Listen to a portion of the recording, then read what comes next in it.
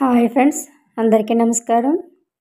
Doctor Vedavyas గారు అందించినటువంటి సంబల ప్రభువు అనే గ్రంథాన్ని స్వాధ్యాయం చేసుకుంటున్నాం ఫ్రెండ్స్. మరి దాంట్లో భాగంగా 45వ అధ్యాయం స్ఫటిక పర్వతం. మధ్యాహ్నపు సూర్యుడు కరిగించిన వెండిలాగా కళ్ళు జిగేల్మనే కాంతితో ప్రకాశిస్తూ ఉంటే ఎవరైనా ఒక కెత్తెర తీసుకొని అందులోంచి ఆ బింబం మధ్యలోంచి సరిగ్గా ముక్కోణాకారంగా ఉండేటువంటి ఆ తేజస్సును కెత్తిరించి మా ఎదురుగా నిలబడితే ఎలా ఉంటుందో సరిగ్గా అలాగే మా ఎదుట గుహలో మా కళ్ళు జిగేల్మనే తేజస్సుతో తెల్లగా మిరుమిట్లు గొలిపే వెండిలాంటి తేజస్సుతో వెలిగిపోతుంది. సూటిగా దానివైపు చూడలేక మా కళ్ళు చీకట్లు కమ్మినట్లై దృష్టి బూచులుగా చెదిరిపోయింది. చూసారా, అదే స్ఫటిక పర్వతం. మధ్యాహ్నపు సూర్యకాంతి పడి ధవలాతి ధవలంగా అతి శుద్ధమైన తెల్లటి తేజస్సుతో వెలిగిపోతుంది. అదే మీరు వెతుకుతున్నటువంటి స్ఫటిక పర్వతం. చూసారా, కన్నులారా వీక్షించండి, మీ కన్నులు కరువు తీరా. ఇదే జీవితం అంతా కూడా మనం చూడాలని కలలు కన్నటువంటి మనందరి కలల పంట. ఈ భూమి మీద వేల కొద్ది మంది ఉంటే అదృష్టవంతులలో ఏ కొద్ది మందికో ఈ కళ్ళతో చూసే భాగ్యం కలిగింది. దివ్యజ్యోతి వంటి ఈ పర్వతాన్ని అంటూ లామాదోచి చోగ్యాలు ఒక ఆవేశంతో గుండెలలో ఆనందం పొంగి పరవళ్ళు తొక్కుతూ ఉంటే, చెంపల మీద కన్నీరు దారలు కట్టి కారుతూ ఉంటే తుడుచుకోకుండానే అలాగే చూస్తూ ప్రార్థన చేస్తున్నట్లుగా చేతులెత్తి నమస్కరిస్తూ చెబుతూ ఉన్నాడు. అది మీకు ఎదురుగా సుమారు మైలు దూరంలో ఉన్నది. భూమి నుంచి సుమారు 22,000 అడుగుల ఎత్తుకు పైకి ఆకాశంలోకి పెరిగిపోయి త్రిభుజాకారంతో నిలబడి ఉన్నది.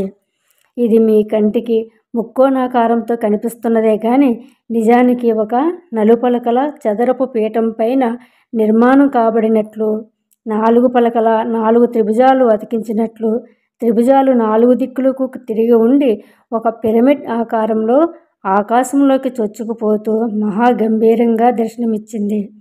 మా అందరికీ ఒక్కసారిగా ఒళ్ళు జల్లుమన్నది.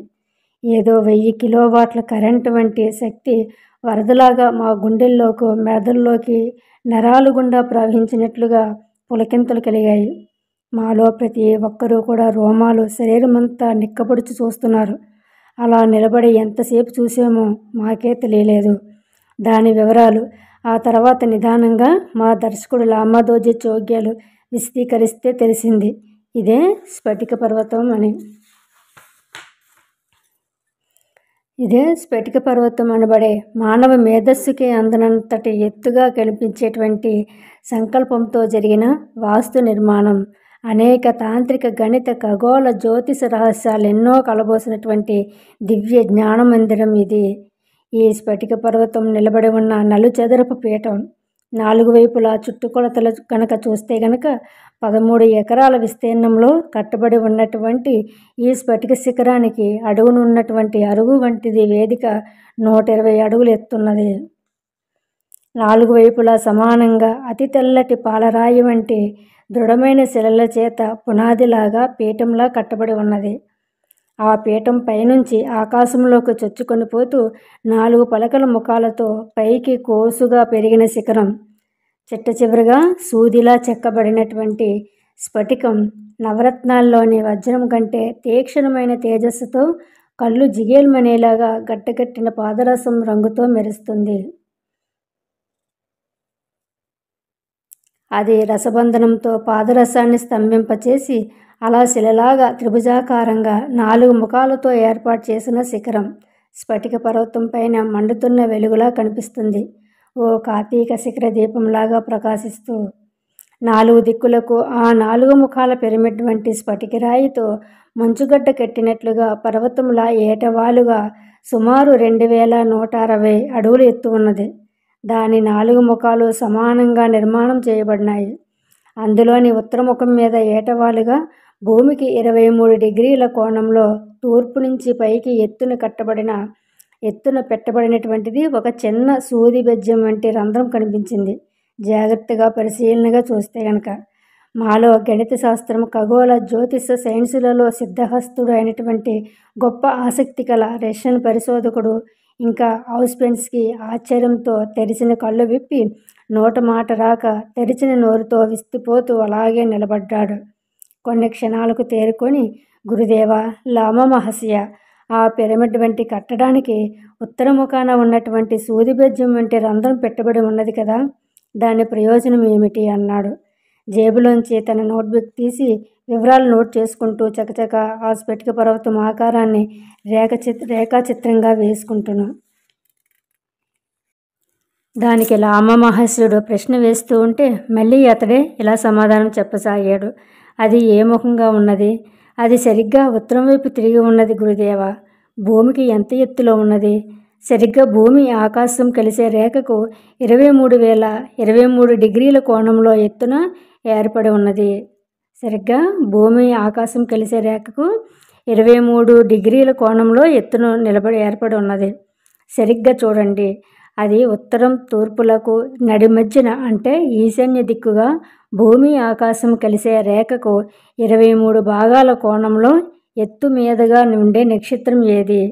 హౌస్ ఫ్రెండ్స్కి తన జేబులోంచి చిన్న నోట్బుక్ తీసి ఒక ఆకాశం మ్యాప్ లాగా చిన్నగా అందులో ప్రింట్ చేసి ఉన్నటువంటి నక్షత్రాల డిగ్రీలను కొలిచి ఆశ్చర్యపోతూ అన్నాడు.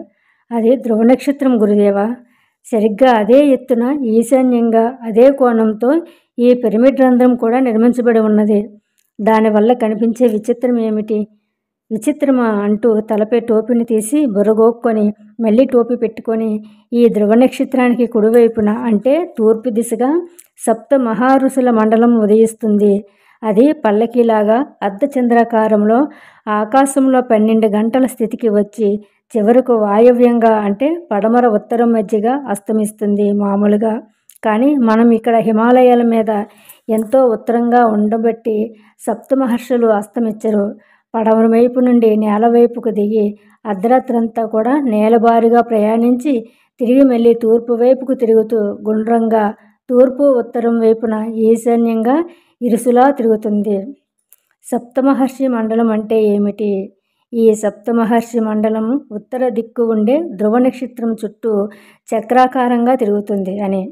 నాకున్న అతి తక్కువ జ్యోతిష పరిజ్ఞానంతో ఆలోచిస్తే గనక ఈ స్ఫటికంతో నిర్మాణం కాబడ్డ పిరమిడ్ 26,000 సంవత్సరాలకి ఒక్కసారి ఈ రాశిచక్రము దాటి అయినాంశాల గతితో కొలతలు నమోదు చేసిన జ్యోతిష్ యంత్రంగా ఇది ఎవరో మహానుభావులు అసాధ్యమైన ఖగోళ జ్యోతిష పరిజ్ఞానం కలిగిన వారు అద్భుతమైన తపశ్శక్తితో భవిష్య జ్ఞానం కలిగి రానున్న కలియుగంలోని ఆఖరి పాదం వరకు కూడా ఇంకా ఆ పైన మరి 2,160 సంవత్సరాలకు తిరిగే కాలచక్రానికి ఒక గడియారంలా దీనిని నిర్మించారు.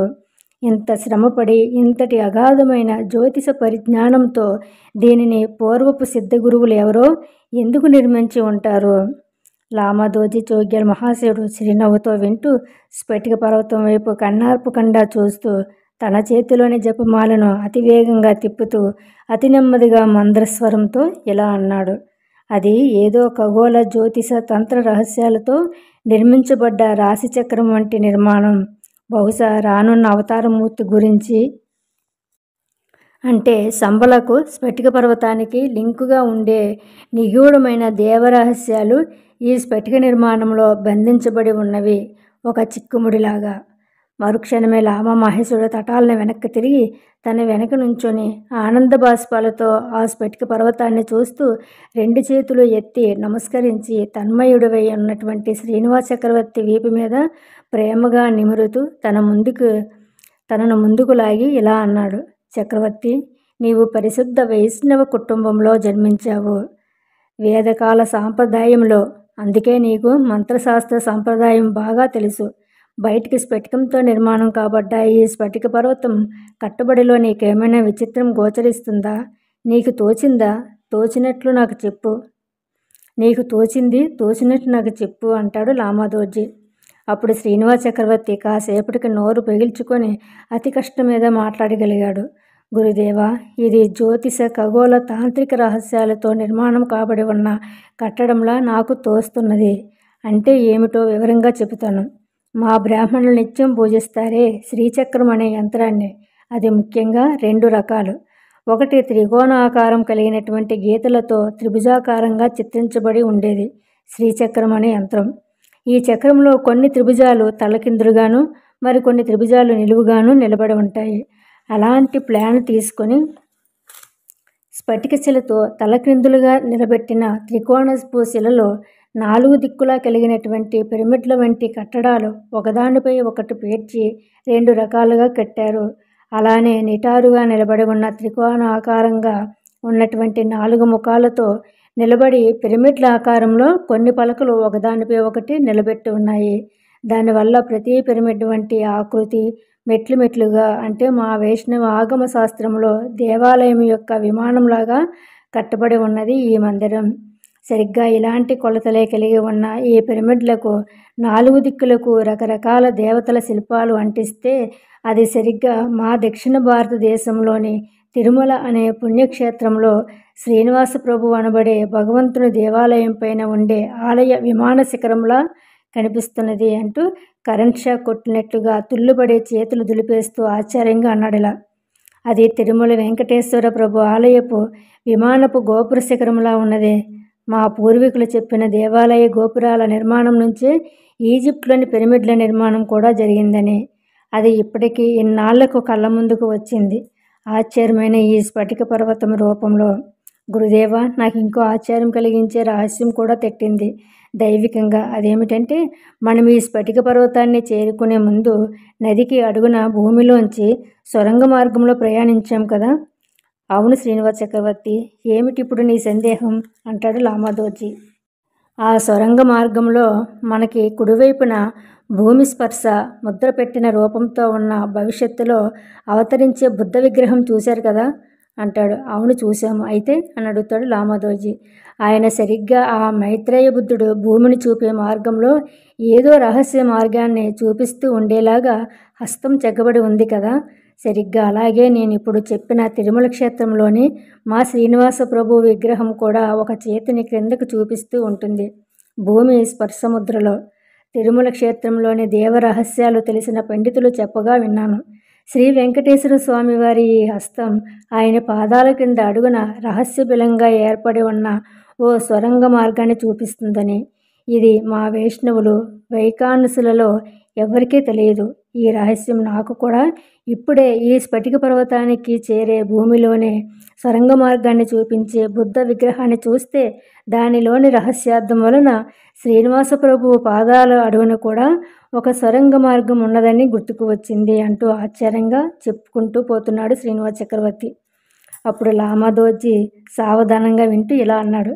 చక్రవర్తి, నీకు ఎక్కడెక్కడో దేవరహస్యాలను కలిపే బ్రహ్మముడి వంటి సందులు స్ఫురిస్తున్నాయి నీ బుద్ధికి. నీవు చెప్పిన భూమిలోని సొరంగ మార్గం నరసింహ బిలం అంటారని కూడా నీకు తెలుసా?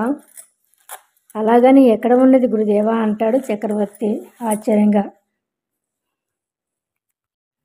మీ వెంకటేశ్వర స్వామి భక్తులలో మహాయోగిని సిద్ధురాలు ఒక ఆమె ఉండేది. చోగ్యాలు అందుకున్నాడు.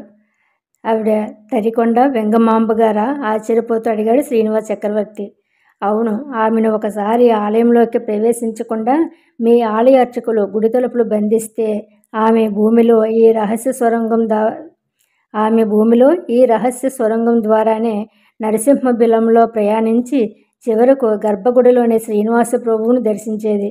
అంతేకాదు, శ్రీ వెంకటేశ్వర స్వామి కలియుగ దైవం అంటారు కదా. అంటే ఈ కలియుగాంతానికి ఆయన పాదాల క్రింద ఉండే రహస్య మార్గాన్ని, నృసింహ బిలాన్ని చూపించే రహస్య మార్గానికి, ఇక్కడ స్ఫటిక పర్వతం అడుగున ప్రవేశించే రహస్య సొరంగ మార్గానికి రెండింటికి ఏదైనా సంబంధం ఉన్నదా అని అంటాడు సూచనాప్రాయంగా.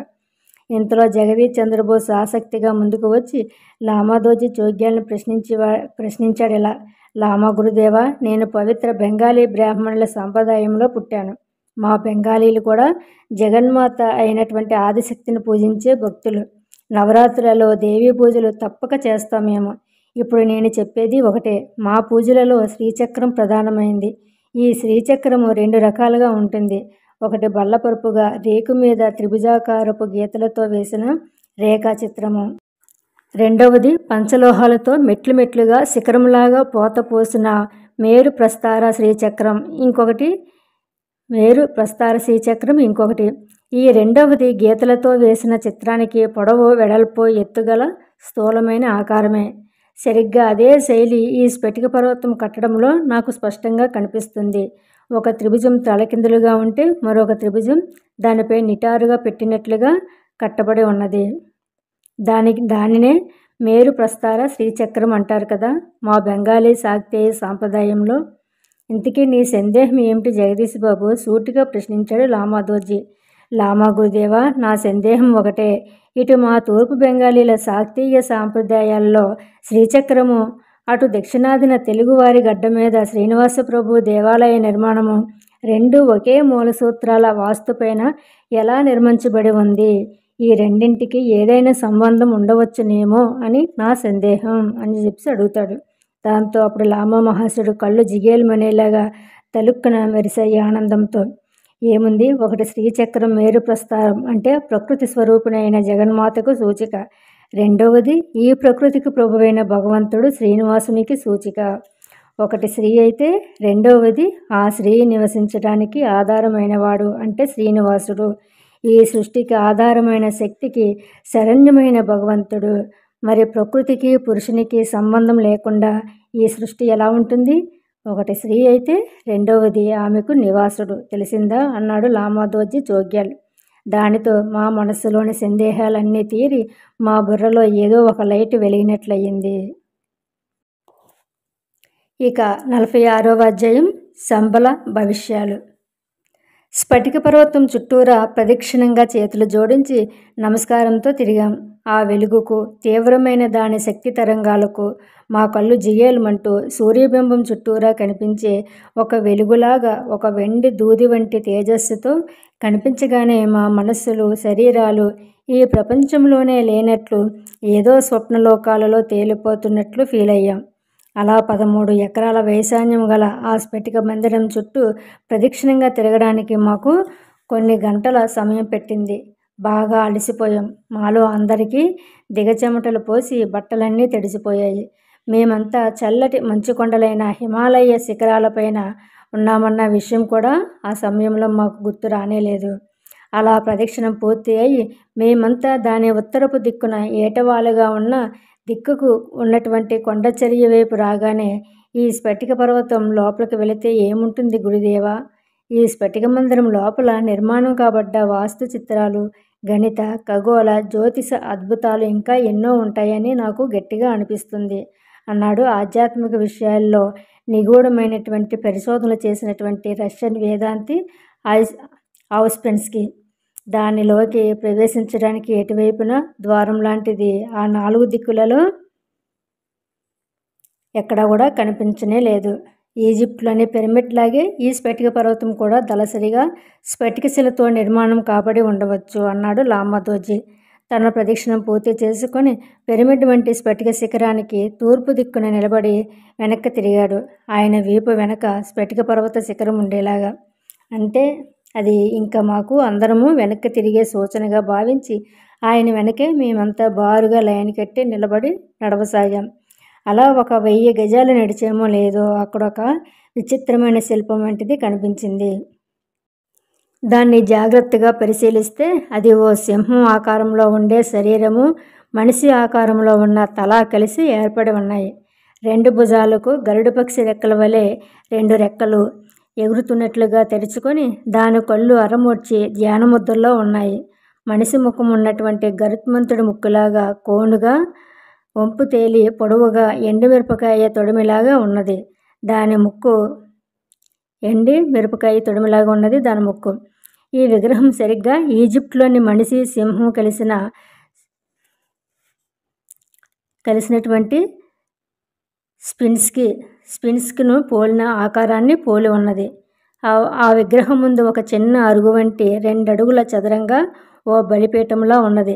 దాని మీద లోతుగా దీపారాధన ప్రమిద వంటి గుంటలో లామాదోజీ తన చేతికి తగిలించుకున్నటువంటి జోలి వంటి సంచిలోంచి ఒక గుప్పెడు ధూపం పొడి తీసి దాంట్లో వేశాడు. అది సాంబ్రాణి, పచ్చకర్పూరం, చందనము, నెయ్యి వంటి అనేక సుగంధ వస్తువులతో చేసినట్లుగా గుమగుమలాడుతూ పోతున్నది. ఏమిటది అని నేను ఆశ్చర్యపోయేలోగా 2 నల్లటి రాళ్ల వంటివి తన సంచిలోంచి తీసి గట్టిగా ఒకదానికొకటి కొట్టి రాపాడించగా సర్రున 3 నిప్పురవ్వలు రాలి ఆ పొడి మీద పడి దాంతో నిప్పంటుకున్నది. అవి నిప్పు వెలిగించే చిక్ముకురాలని అర్థమైంది. అలా వెలిగించిన ధూపం పొడి వెంటనే అంటుకొని దట్టమైన పొగలు ధూపంగా గుమగుమ పరిమళాలు వెదజల్లుతూ ఓ అడుగున్నర ఎత్తున జ్వాలగా మంటలేసింది చట్పట్మనే శబ్దాలతో. లామా మహేశ్వరుడు దానికెదురుగా నిలబడి 2 చేతులు ఎత్తి నమస్కరిస్తూ కళ్ళు మూసుకొని ధ్యానించాడు. నోటిని కదుపుతూ ఏవో మంత్రాలు అస్పష్టంగా ఉచ్చరిస్తూ. అలా 5-6 నిమిషాలు గడిచింది. వెలిగించిన మంట వేడికి కాబోలనుకున్నాం. చట్పట్మనే చప్పుడుతో పేలి ఆ విగ్రహం ముందు ఒక సూటిగా నిటారైన సందు వంటి ద్వారం ఏర్పడింది. అది క్షణాల మీద విచ్చుకుంటూ కుడి ఎడమ వైపులకు ఒక డ్రామా తెరలాగా 2 పక్కలకు తెరుచుకుంది. ఆశ్చర్యంతో నోరు తెరుచుకుని చూస్తూ అలాగే నిలబడ్డాం మేమందరం కూడా విస్తుపోతూ.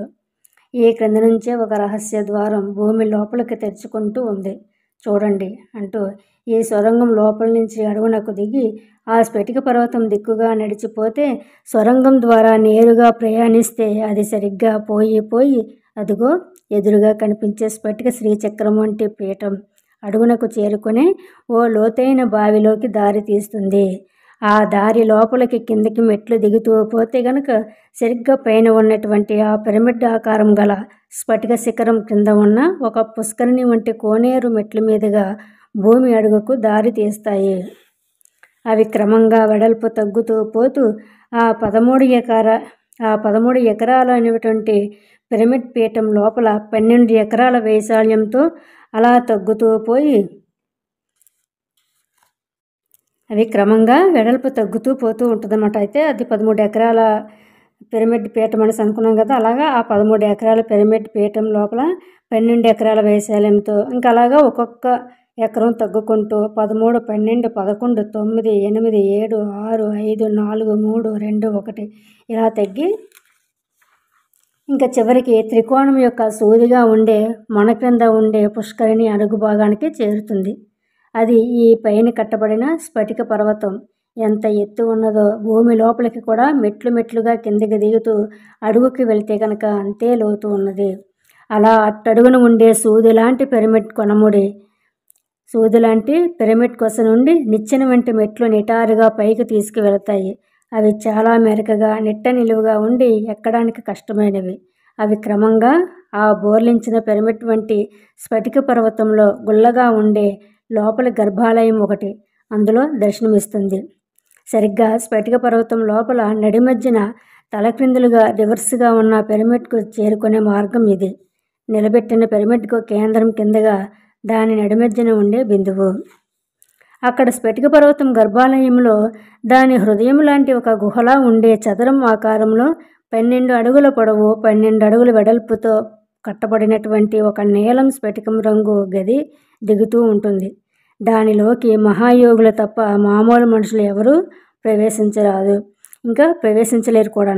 ఒకవేళ ఎవరైనా సరే బలవంతంగా ప్రయత్నించి అందులోకి దిగితే గనక నీలం రంగు వజ్రం వంటి ఆ స్ఫటిక గదిలోని నీలలోహిత తరంగాల తీవ్రతకి శరీరంలో రక్త ప్రసరణ ఆగిపోతుంది. ఇక గుండె కొట్టుకోవటం కూడా నిలిచిపోతూ ఉంటుంది. ఊపిరి తీసుకోలేక చివరికి శ్వాస కూడా బంధించబడుతుంది అంటాడు లామాదోజీ. అది యోగంలోని కేవల కుంభకంలోకి దారి తీస్తుందా అనేసి గురుదేవా అనేసి అడుగుతాడు శ్రీనివాస చక్రవర్తి. తనకున్నటువంటి కొద్దిపాటి యోగ సాధనలోని ప్రాణాయామంలో కలిగినటువంటి కేవల కుంభకంలోని స్థితిని అనుభవంలోకి గుర్తు చేసుకుంటున్నాం. అది సమాధి స్థితిలోకి అంటే నిర్వికల్ప సమాధిలోకి లాగేస్తుంది సుడిగుండం వలె. ఇదంతా కూడా నాడీ గ్రంథం వంటి ఒక ప్రాచీన తాళపత్ర గ్రంథంలో ఉన్నది చదివి నా గురుదేవులు చెప్పగా విన్నాను. అందులో ఇంకా శంభులా ప్రభు వచ్చినప్పుడు జరిగే విషయాలు కూడా ఎన్నో రాసి ఉన్నాయి అన్నాడు లామా. అందులో ఏమున్నాయి లామా గురుదేవా? మేము ఎలాగూ స్ఫటిక పర్వతంలోకి ప్రవేశించలేము. ప్రవేశించినా మనం ప్రాణాలతో బయటపడలేము. కనీసం మీరు చెబితేనైనా విని సంతోషపడతాము అన్న మా మాటలు వినగానే తటాలుని వెనక్కి తిరిగాడు లామాదోజీ చోగ్యాల్ మహాశయుడు మాకెదురుగా నిలబడుతూ. అందులో ఏమున్నదో మాలో ఎవరూ చదవలేదు. కానీ కొన్ని విచిత్రమైన వాక్యాలు, పొడి శ్లోకాలు, వచనములు కలిసి కొన్ని చదవగలిగేవి ఉన్నాయి. వాటిని సంబల భవిష్యాలు అంటారు. అవి పెద్దలు చెప్పగా నేను విన్నవి ఇలా ఉన్నాయి. అవి ఏంటంటే, ఆకాశంలో ఒక కొత్త నక్షత్రం కనిపిస్తుంది. ఇంకా సైతాను వస్తాడు. మానవులు అణువును బద్దలు చేస్తారు. దాని మంటలకి వినాశం చెలరేగుతుంది. రాతి ఎర్రగా పగలు లాంటి సంధ్యాకాంతితో మండిపోతుంది. రాత్రి ఎర్రగా పగలు లాంటి సంధ్యాకాంతితో మండిపోతూ ఉంటుంది. ప్రపంచమంతా కూడా బొగ్గును మండిపోతుంది. మండుతూ ఉన్న దేశాలపై ఎగురుతూ ఉన్నటువంటి తెల్లగుర్రం పోతూ కనిపిస్తుంది. అప్పుడు సంబళ ప్రభువు చేతిలో మృత్యుకిరణం అర్ధచంద్రుల్లా ఖడ్గం ఆకారంలో ఫోక్సింగ్ చేస్తూ స్త్రీ పురుష లింగాల మార్పిడి జరుగుతుంది. సృష్టి ధర్మం తలకిందులవుతుంది. ఓ జంతువుకు ఇంకో జంతువు పుడుతుంది. అప్పుడే యుగసంధి పుట్టును. అన్ని మతాలు నశించిపోయి వాటి పేర్లుంటాయి అంతే. పుట్టుకతో దివ్యశక్తులు గల పిల్లలు పుట్టుకొస్తారు. వేదాలు చదువుతారు, భవిష్యత్తు చెబుతారు. వారి వాక్యం అప్పుడే జరుగుతుంది. వాళ్ళే ఋషులు. ఋషుల వెనకాలే సంబళ ప్రభు వస్తాడు. ప్రపంచవ్యాప్తంగా వరదలు, మంచు తుఫానులు, ఇంకా సముద్రాలు గట్టును దాటి ఓళ్లను ముంచుతూ ఉంటాయి. భూకంపాలు వస్తాయి. భూ పరిభ్రమణం మారి భూమి చలిస్తుంది. టిబెట్కు ఎర్రబోయలు వస్తారు. ఆలయాలను, లామాసరీలను అపవిత్రం చేస్తారు. ఇనుప పక్షి టిబెట్పై ఎగురుతుంది, నిప్పులు కక్కుంటున్నాను. ఒకే మాసంలో సూర్యచంద్ర గ్రహణాలు 2 పక్షాల్లోనే వస్తాయి. ఇక 13 రోజుల పక్షం వస్తుంది. ప్రళయాన్ని తెస్తుంది. తురక క్రైస్తవ జాతుల మధ్య భయంకర యుద్ధం వస్తుంది. ప్రపంచంలోని అన్ని మతాలు నశిస్తాయి. సత్యధర్మం ఒక్కటే సంబళ ప్రభువు మతం నిలుస్తుంది. ఒక్కడే భగవంతుడు, ఒక్కడే మానవజాతి. ఒక్కడే భగవంతుడు, ఒక్కటే మానవజాతి. సత్యం ఒక్కటే అన్నదే చివరికి మిగులుతుంది. కలిమాయ అంతమవుతుంది. నిజం నిలకడ మీద నిలబడుతుంది. ధర్మచక్రంతో ధర్మమూర్తిగా పాలించే రాజు వస్తాడు. ఆయనే ప్రపంచాన్ని ఏకం చేస్తూ, నిర్మలం చేస్తూ ఈ స్ఫటిక పర్వతాన్ని ఇలా నిలబెట్టి ప్రభుత్వాన్ని స్థాపిస్తాడు. సత్యయుగం తప్పదు. సత్యపురుషులే దానిని చూడగలరు. ఇవి సంబళ యొక్క భవిష్యాలు. ఇక 47వ అధ్యాయం వజ్ర శ్రీచక్రం మేరువు. ఆ స్ఫటిక పర్వతం అడుగునే నడుస్తూ లామాదోజీ చోగ్యాలు వెనకే అనుసరిస్తూ వెళ్ళాం. వాతావరణం వెచ్చగా ఉన్నది, కానీ మరీ అంత ఇబ్బందిగా ఉక్కగా లేదు, మరీ చల్లగానూ లేదు. మేము చేరుకున్న ఈ నలుచదరపు గదిలో తాళపత్రాలలో రాసి ఉన్న భవిష్యాల్ని విన్నాక మా అందరికీ కూడా ఒక గొప్ప అనుమానం కలిగింది. అసలు ఈ తాళపత్ర గ్రంథాలు దాచి ఉంచిన గదికి అడుగును కానీ ఎత్తును కానీ అసలైన ఇంకో సజీవమైన ఆధ్యాత్మిక పూజామందిరం వంటిదేదో ఉండి ఉండాలని, అక్కడి నుంచే ఈ శక్తివంతమైన ఆధ్యాత్మిక తరంగాల వంటివి మనస్సులను బలవంతంగా ఆకర్షించి నిర్మలం చేసే జ్ఞాన తరంగాలు వస్తూ ఉండి ఉండాలని ఆ మాటే ధైర్యం చేసి లామా చోగ్యాలతో అన్నాను. ఆయన తుల్లిపడ్డట్టుగా ఉలిక్కుపడి నా వంక ఆశ్చర్యంగా చూస్తూ ఇలా అన్నాడు. నీవు అసాధ్యుడివయ్యా. నీ పూర్వీకులు చేసిన పుణ్యం సంస్కారాల రూపంలో నీ శరీరంలో అంతటా జీర్ణించుకుపోయి ఉన్నది. ఆ పూర్వపుణ్యం వల్లనే నీకు ఇలాంటి శరీరం లభ్యం కావటం కూడా సాధ్యమయ్యింది. ఎందుకంటే ఈ శరీరం ఒక పనిముట్టు, అంటే మీ భాషలో చెప్పాలంటే ఒక టెలిఫోన్, టెలివిజన్, వైర్లెస్ లేదా కంప్యూటర్ వంటి యంత్రంలా పనిచేసేటువంటి పనిముట్టు. మనలోని నరాలు, మెదడు, మనలోని సూక్ష్మ శరీరము, మన చుట్టూ 2-3 అడుగుల దాకా వ్యాపించి ఉండే తేజస్సు లాంటి జ్ఞానచక్రము ఇలా ఎంతో దూరం నుంచి ప్రసరించే విషయాలను కూడా ఇలా ఆలోచన అక్కర్లేకుండానే గ్రహించగలుగుతాయి. నువ్విప్పుడే ఇక్కడికి దగ్గరలోనే ఉన్న స్ఫటిక వజ్ర పూజామందిరం గురించి అలానే అడిగావు. నువ్వెలా అడగపోయి ఉండినట్లయితే నేను ఈ యాత్రను ఇక్కడి నుంచే పూర్తి చేయించి మిమ్మల్ని వెనక్కి తీసుకువెళ్ళేవాడిని. కానీ మీకు సంబళ ప్రభువు అనుగ్రహం సంపూర్ణంగా ఉన్నది. ఇక నుంచి ఏ విషయం మీ నుంచి దాచను. మనం చూడని స్ఫటిక మందిరం కేవలం మన శరీరం వంటి బాహ్య రూపం మాత్రమే. దీని అడుగున మనం ప్రయాణించిన భూగర్భ సొరంగ మార్గం మన వెన్నెముకలోని బ్రహ్మరంధ్రం మధ్యలో ప్రసరించే సుషుమ్న నాడి వంటి మార్గం అనుకుంటే, ఇప్పుడు మనం చేరుకోబోయేది ఆత్మ వంటిది అసలు మందిరం. ఈ అతి పవిత్రమైన ఆధ్యాత్మిక జ్ఞాన కేంద్రానికి మిమ్మల్ని ఇప్పుడే తీసుకువెళతాను అంటూ 10 అడుగులు నడిచి ఓ మెట్ల వెంట మార్గాన్ని సమీపించాడు. ఆ మెట్లు నేల మీద నుండి ఏటవాలుగా 23 డిగ్రీల కోణంలో పైకి లేస్తూ నిర్మాణం కాబడ్డాయి. ఇక్కడ కాగడాల వంటివి ఏవీ అక్కర్లేకుండానే సహజమైన రేడియం కాంతి ద్వారా వెలుగుతున్న లైట్లలో ఈ మెట్లెక్కే మార్గం ఆశ్చర్యంగా వెలిగి పగడాలతో తాపడం చేయబడి ఉన్నది. కొన్ని పగడాలు ఎర్రగాను, మరికొన్ని లేత నీలంగాను మలచబడి ఉన్నాయి. ఇంకొన్ని పగడాలైతే చిత్ర విచిత్రంగా డిజైన్లతో మెలికలు మెలికలుగా ఆకుపచ్చని రంగులో వైడూర్యంలాను మెరిసిపోతూ ఉన్నాయి. ఇంతలో అకస్మాత్తుగా మెట్లు ఆగిపోయాయి. ఎదురుగా ఒక పెద్ద ద్వారబంధం 7 అడుగుల ఎత్తు, 4 అడుగుల వెడల్పు ఉన్నది. నేను లామా వంక చూశాను ఆశ్చర్యంగా. ఆ ద్వారబంధాన్ని గురించిన సందేహాలను, సంశయాలను తీరుస్తాడని. ఇక్కడ కట్టడాలన్నీ కూడా సైన్స్, గణిత శాస్త్ర రహస్యాలలో నిర్మాణం చేయబడి ఉన్నాయి. మీరు గణిత శాస్త్రజ్ఞులు కదా. ఈ ద్వారబంధం 7 అడుగులు ఎత్తు ఉన్నది. మీ సైన్స్ ప్రకారం కూడా గుండ్రంగా ఉండే వృత్తం కొలత 22ను 7 పెట్టి భాగిస్తే వచ్చే 22/7 పైకి సూచన. ఇది 22లోని అంకెలైన 2 + 2ని కలిపితే కనుక వచ్చేటువంటి 4 అడుగుల వెడల్పుతోనే ఈ ద్వారబంధం ఏర్పాటు చేశారు. చూసారా అంటూ ముందుకు దారి తీశాడు గర్భాలయం వంటి ఓ షట్కోణ మందిరంలోకి. దాని గోడలు స్ఫటికాలతో తాపడం చేయబడి ఉన్నాయి. అవి తలతల అద్దాల వలె మెరుస్తూ మమ్మల్ని మాకే కనిపించేలా విచిత్రంగా వందల వేల సంఖ్యలో ప్రతిఫలిస్తూ వింతగొలుపుతూ ఉన్నాయి. అవి ఆశ్చర్యపోతున్న మాతో లామాదోర్జీ ఇలా అన్నాడు. ఇది మన ఆత్మకు ప్రతిరూపం. మన ఆత్మ భగవంతుని ప్రతినిధి. శరీరంలోని ఆత్మ ఇంద్రియాల ద్వారా తన్మాత్రల చేత పంచభూతాలలోనూ ప్రతిఫలించి మాయ వలె అందరిలో కనిపిస్తుంది.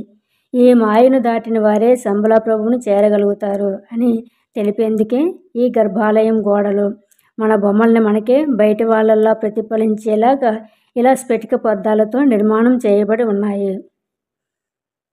మీరు గమనించారో లేదో, ఈ స్ఫటికం అద్దాలు తెలుపు రంగువి కావు. ఇందులో కొన్ని నీలం రంగు, కొన్ని ఆకుపచ్చ, మరికొన్ని ఎర్రటి అరుణవర్ణం కలిగి ఇంద్రధనుసు కాంతి వలె ఈ అద్దాలు ప్రతిఫలిస్తున్నాయి. మన సూర్యమండలంలోని 7 గ్రహాల కాంతులు మన జాతకం మీద పడి ప్రతిఫలించినట్లే ఇక్కడ కూడా అవి మనల్ని ప్రభావితం చేస్తాయి అంటూ, ఇదిగో ఇక్కడ ఈ క్రింద చూడండి అంటూ గర్భాలయం నేల మీద స్థాపించబడి ఉన్నటువంటి పూజా ప్రతిమను చూపించాడు. ఆశ్చర్యం. అది 1000 నక్షత్రాల కాంతితో, కళ్ళు జిగేలుమనే వెలుగుతో తలతలా మెరిసిపోతున్నటువంటి మేరు ప్రస్తార శ్రీచక్రం. 14 త్రిభుజాలు దళసరిగా ఒకదానిపై ఒకటి పేర్చబడి శివశక్తి స్వరూపాలుగా రూపొందించబడ్డాయి.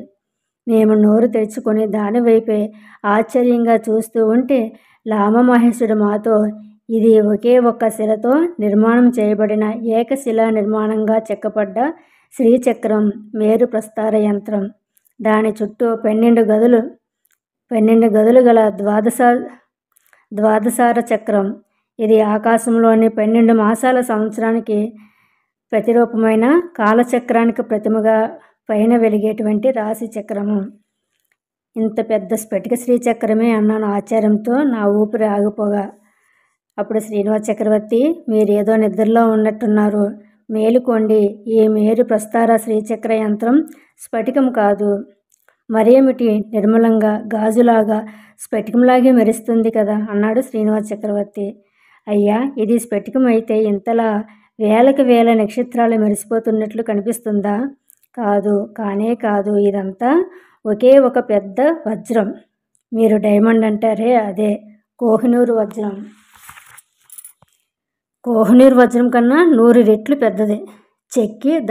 ఆ కోహినూర్ వజ్రాన్ని చెక్కి దాన్ని ఇలా మేరు ప్రస్తార శ్రీచక్ర యంత్రంగా రూపొందించారు. చూడండి జాగ్రత్తగా అంటూ పీఠం వైపు చూశాడు, వేలితో తాకకుండా. దానిపై బీజాక్షరాలు స్పష్టంగా చెక్కబడి ఉన్నాయి. కానీ అవి అప్రదక్షిణంగా ఓం అని, పద్మోహం అని. దాని లోపల బాణం గుర్తులు సవ్యంగా ఎడమవైపు చూపబడి ఉన్నాయి. ఇదేమిటని ఆశ్చర్యపోయేలాగా లామా మహేశుడు మోకాల మీద కూలబడి ముందుకు వంగి తన 2 చేతులతో శ్రీచక్ర మేరు ప్రస్తారాన్ని వడిసిపెట్టి అపసవ్యంగా తిప్పాడు. దానితో గరగరమని శబ్దం చేస్తూ ఉరుములా ప్రతిధ్వనించి నిప్పురవ్వలు చెలరేగాయి. దాంతో ఆ యంత్రం ఒక మొరలాగా స్క్రూలులాగా కుడివైపుకు తిరిగి తెరుచుకుంది. మరుక్షణమే లామా దానిపైన ఉన్న మిగతా త్రిభుజాలను కూడా అదే విధంగా నొక్కిపెట్టి ఒకటి సవ్యంగాను ఒకటి అపసవ్యంగాను మార్చి మార్చి తిప్పాడు. ఇదేం చిత్రం అని నేను అడిగితే నవ్వి, సవ్యాపసవ్య మార్గస్థ అన్నది సంబలలోనిదేనండి అన్నాడు లామా. దాంతో అదే విధమైన ధ్వని వినిపించి ఈసారి మందిరమంతా కూడా భూకంపంలా వణిగిపోయింది. ఇలా మేరు ప్రస్తార యంత్రంలో ఉన్న త్రిభుజాలను ఒక్కొక్కటి ముందుకు వెనక్కు తిప్పుతూ పోతే చివరికి ఆ శ్రీచక్ర యంత్రం పీఠంతో సహా ఊడి వచ్చింది. మాలో నలుగురు సహాయంతో దానిని బలవంతంగా ఎత్తి పైకి తీయించారు. దాని అడుగున 12 అడుగుల చతురస్రం ఆకారంలో ఒక ద్వారబంధం నిటారుగా భూమిలోకి చెక్కబడి ఉన్నది. దానిలోకి తొంగి చూసేలోగా అందులో పద్మం, ఆ పద్మం కేంద్రంలో వజ్రపు పీఠం, పీఠం మధ్యలో ఓ గుండ్రటి గోళం వంటిది పాదరసంలా మెరిసిపోతూ కోటి చంద్రుల కాంతితో జిగేలుమని మెరుస్తూ క్షణకాలం మా కళ్ళు కనిపించకుండా పోయాయి, చెవులు వినిపించకుండా పోయాయి. చెవులలో ఓంకారం హోరుమనే శబ్దంతో వినిపిస్తూ ఉంటే మరుక్షణమే మా చుట్టూ ఉన్నటువంటి ప్రపంచమంతా కూడా గిర్రున తిరిగిపోయినట్లు ఓ చిత్ర భ్రమ వంటిది కలిగింది. మరుక్షణమే మేము స్పృహ కోల్పోయాము. అలా ఎంతసేపు ఉన్నామో మాకే తెలియలేదు. మాకు తెలివి వచ్చి చూస్తే ఆ పర్వతం బయట మొదట మేము స్నానం చేసిన వేడినీటి బుగ్గ వద్ద వెల్లకిలా పడుకొని ఉన్నాము. ఇక్కడికి ఎలా వచ్చామా అనే ఆశ్చర్యంతో చుట్టూ చూస్తూ ఉంటే 7 సాధువులు 6 అడుగుల ఆజానుబాహువులు మా చుట్టూ నిలబడి ఉన్నారు. వాళ్ళు చేసిన ఉపచారముల వల్లే మేమింకా బ్రతికి బయటపడ్డామని అర్థమైంది. ఆ తర్వాత కొన్ని గంటలకు మా శరీరం మా స్వాధీనంలోకి వచ్చి జ్ఞాపక శక్తి కలిగి స్ఫటిక పర్వతంలో ఈ ముందు మాకు జరిగిందంతా కూడా నెమ్మదిగా గుర్తుకు రాసాగింది. అదంతా కాలచక్రం గిర్రున వెనక్కి తిరిగినట్లుగా మా జీవితం అంతా కూడా ఒక సినిమా రీలులాగా వెనక్కి తిరుగుతూ మాకే కనిపించింది. మిత్రులారా, మీరిప్పుడు చూసిన విద్యను టిబెటన్ పరిభాషలో కాలచక్ర తంత్రం అంటారు. ఇది ఒక్క సంబళ ప్రభువుకే సాధ్యం అంటూ మమ్మల్ని అక్కడి నుంచి తొందరగా నడిపించాడు. అలా ఎంతసేపు నడిచి మేము బయలుదేరిన చోటికి తిరిగి చేరుకున్నాం. అలాగా ఎంతోసేపు నడిచి మేము మళ్ళీ బయలుదేరిన చోటికి తిరిగి వచ్చాము. అక్కడ కొందరు లామాలు ఎండు కొబ్బరి చెప్పులతో వేడివేడి అన్నం వంటి పొంగలిని మాకు తినిపెట్టారు. అప్పటికి మా శరీరానికి సత్తువ వచ్చింది. మా అనుభవాలను వాళ్ళకు అంతా కూడా వివరించాము. అదంతా వేరే కథ అనుకోండి. Okay friends, thank you so much friends.